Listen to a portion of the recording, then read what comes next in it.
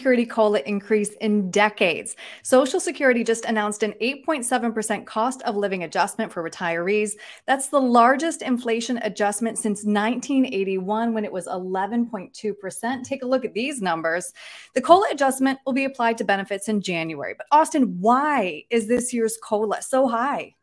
Yeah, so the cost of living adjustment on Social Security is based off of the Consumer Price Index, or the CPI, which is the general gauge for inflation. So we know when we're experiencing high inflation, just like we are now, that we tend to have these higher cost of living adjustments for our Social Security benefits. Okay. So I was surprised to learn this. 42% of adults said they plan to tap their benefits early. That's up from 36% in 2021 because they're concerned Social Security benefits will run out. Considering this COLA increase, is that a valid concern?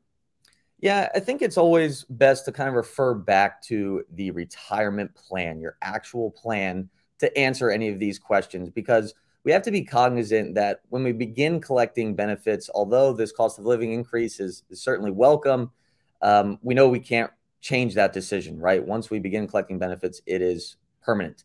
So I think understanding things like, how is turning on Social Security benefits going to affect my taxation, right? What does that do to my tax liability? What are my other sources of income?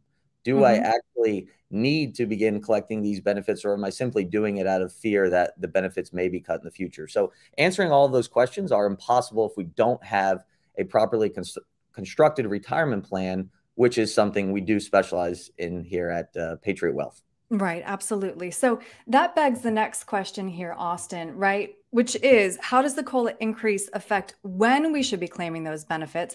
Because, of course, as you take a look at this, the sooner that you claim, the less your lifetime benefit.